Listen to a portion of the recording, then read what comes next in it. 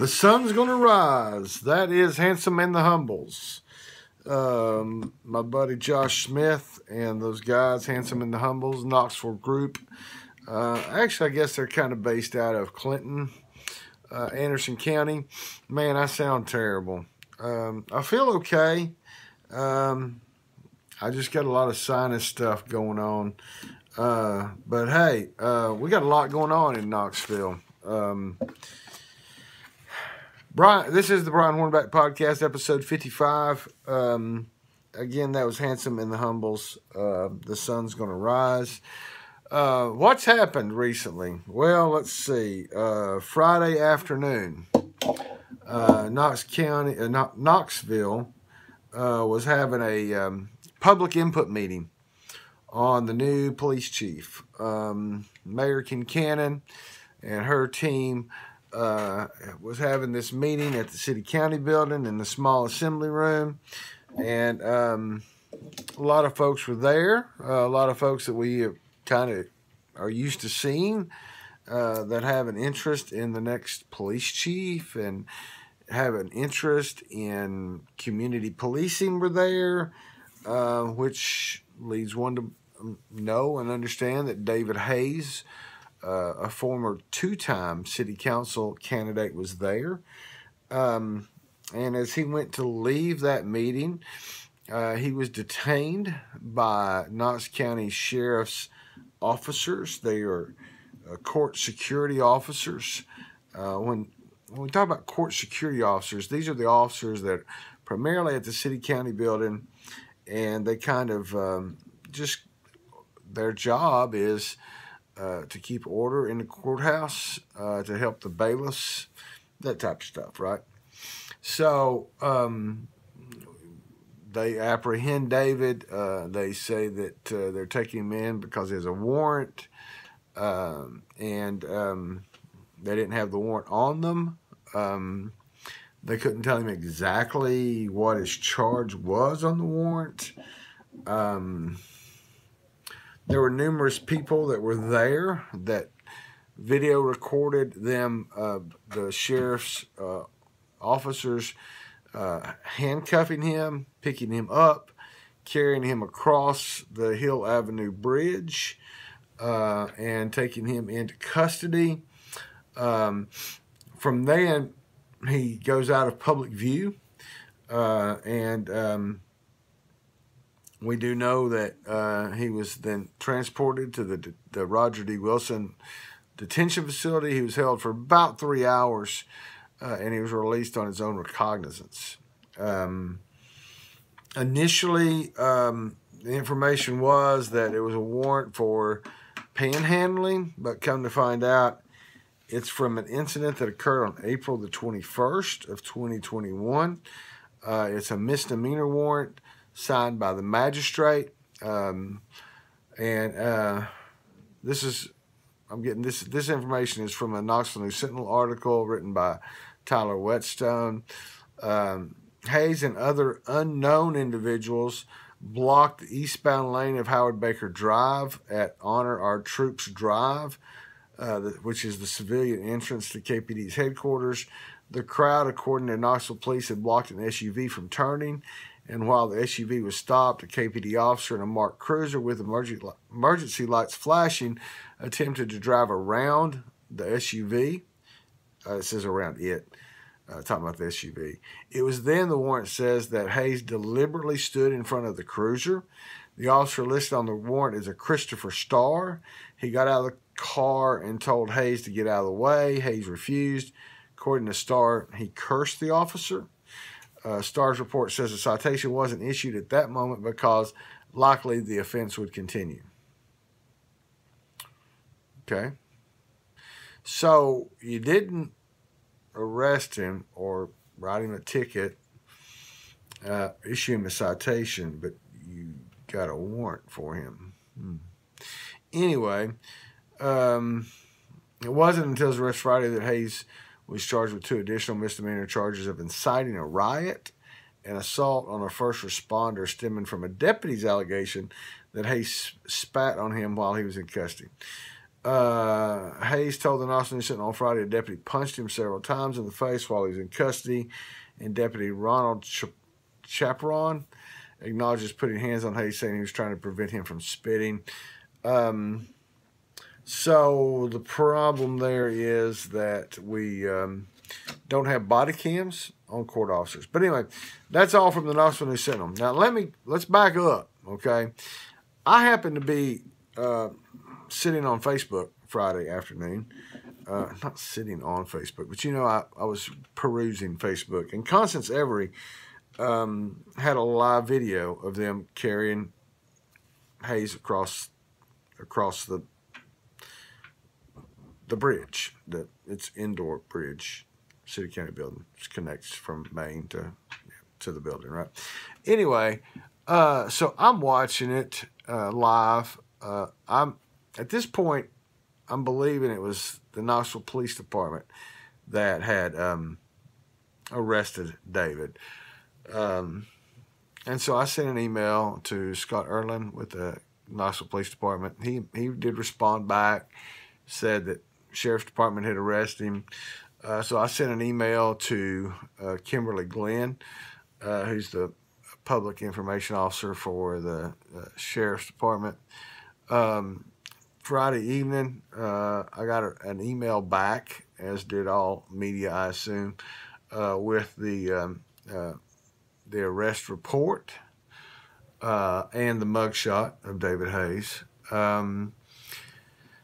And then we then find out over the weekend that Tom Spangler on the Sheriff's Department Facebook page comes out and says that a KPD lieutenant had informed them that David Hayes was in the city county building and that there was a warrant for him, and asked them to wait until the meeting was over to take David into custody.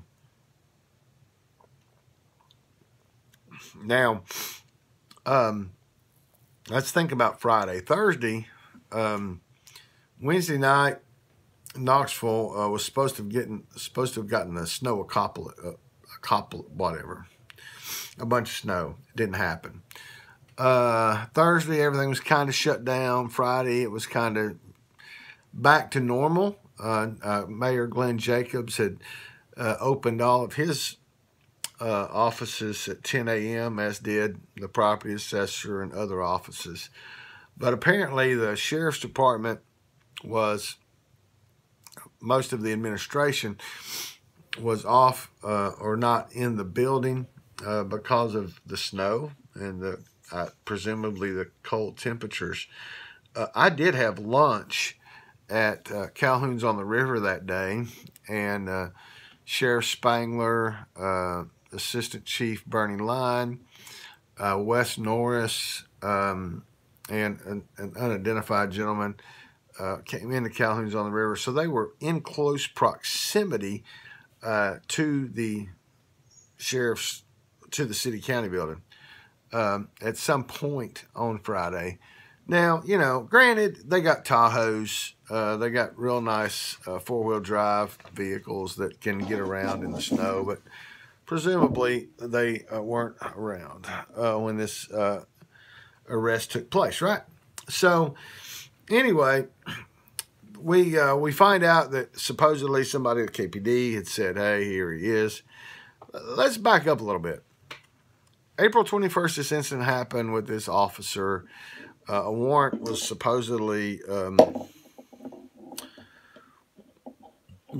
sought and granted. And at some point in May, probably mid-May, late May, early June, the filing deadline came, and David Hayes filed to run for city council in the 1st District. That's South Knoxville, Fort Sanders. He campaigned pretty well throughout the primary. He was not victorious on August 31st. Okay, so April 21st, August 31st, KPD did not attempt to execute the warrant, arrest David Hayes, make David Hayes aware of it. Presumably, you would suspect that they would know where David lives. I mean, he's filed a petition to run for city council, so at that point, they should know where he lives. There were multiple public events that David Hayes attended as a candidate. KPD didn't attempt to execute the warrant. Don't know why that was. Is it somebody higher up, maybe Chief Thomas or someone in authority at KPD said, don't execute the warrant? It's possible. Could the mayor have said, don't execute the warrant? It's possible. But after August 31st, David Hayes was no longer a candidate for city council. So presumably from August 31st until January the 6th, Thursday, January the 6th, KPD could have executed the warrant, right? Could, maybe. They didn't. As far as I can tell from the people I've talked to, and what I can glean from things that have happened, is basically from April 21st through January 6th, nothing was done. Something happened June the 7th. The first community input meeting was held, and presumably this KPD lieutenant, whoever he is, or she is, could be a he, could be a she, alerted court services, and it was probably a slow day at the courthouse. The court clerk's office was open. The courts itself, though, was closed because I got a media notice about that on Friday morning. So the courts were closed. So it was a pretty slow day at the courthouse, I presume. So this KPD lieutenant, whoever he or she may be, informed court services, and I guess they decided to go take David into custody. The only way, from the conversations I've had with folks, which have all just been nothing on the record, and I'm just giving you my opinion. I could be right. I could be wrong. I could be partially right. I could be partially wrong. But my take on it is that KPD played the county as a fool, and they fell for it.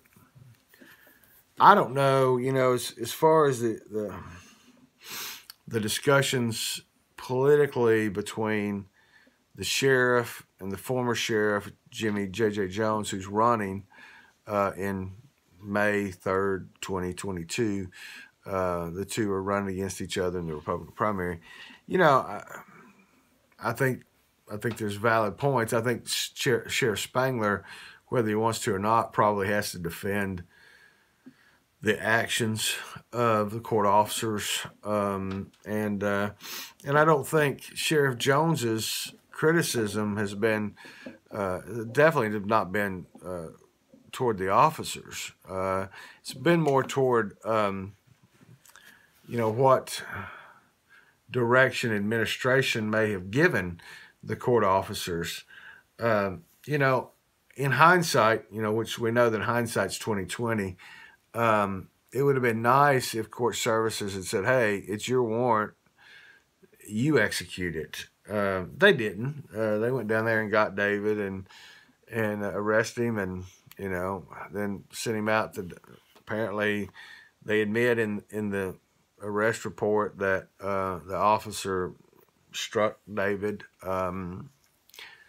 We don't know.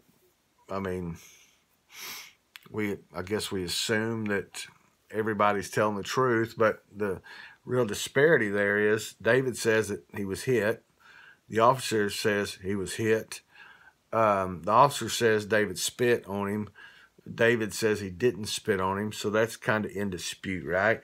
So, we don't really know what's going on, but unfortunately what's happened is now you have KPD someone at KPD, whether they were authorized by higher ups or by the mayor. Now let's go back and look at the city. The mayor is over the police chief. The police chief's over the police department, right? But in the sheriff's department, sheriff is elected to run the sheriff's department. So anyway, so somebody somewhere in the city, for lack of a better term, went rogue, telling court services that David was there and had a warrant, and then the county went down and grabbed him and arrested him and held him for about 3 hours and released him on his own recognizance. It's just a real unfortunate situation for everybody. It's extremely unfortunate for David to have been arrested on a misdemeanor warrant that then winds up with a couple other charges on it. Unfortunate for the court security officers to be now in the center of what we will presume is going to be some type of investigation. Potentially, some of the folks that videotaped David being carried to the area where he was photographed and then put into the inmate population are calling for an investigation by the Department of Justice, TBI, and so all that's going to have to be worked out at some point, right? So it's just real unfortunate. Again, my contention is that somebody decided that they felt like the county was game to do their dirty work, for lack of a better word. And so they tried it, and the county fell for it, and the county did it. And then now David's going to be the recipient of whatever comes out of that, right? So anyway, that's kind of what happened there. I'm getting ready to sneeze. Excuse me. It's always three. Always three. My whole life it's been that way. Anyway, when I start to sneeze, it's always three. Sorry about that. But anyway, so that's kind of my take on the David Hayes arrest. Again, not sure why Sheriff's Administration has those nice four-wheel drive Tahoes if they don't necessarily work on Fridays during inclement weather. And really, truthfully, Thursday was a good day, travel-wise. Friday was even better, but whatever. I would encourage you to go to brianhornback.com. As I mentioned, we do have an election coming up on May the 3rd, Republican-Democrat primaries. And I'm currently following on a almost daily basis the petitions that are being picked up and returned at Knox, Loudoun, Blount, and Sevier counties. So 4 counties I'm currently following who's picking up petitions, who's returning petitions, which will ultimately determine who's on the ballot May the 3rd, and then ultimately who's going to be the winners of the Republican and Democrat primaries on May the 3rd. Will then run off on August the 6th in the general elections. And then, of course, that then takes us into the November elections, because what happens, we have county primaries May the 3rd. We have county general elections August the 6th. But then also on August 6th, we have state and federal primaries. So that's... and then that takes us then to the state and federal general elections in November. So a busy year politically. And then in 2023, we'll have a city mayor race and the 3 at-large city council persons and the 5th district city council race in 2023. And then in 2024, we have another round of county elections. So it's going to be a busy year. a busy couple of 3 years. And so just continue to check out brianhornback.com. I now have a link tree.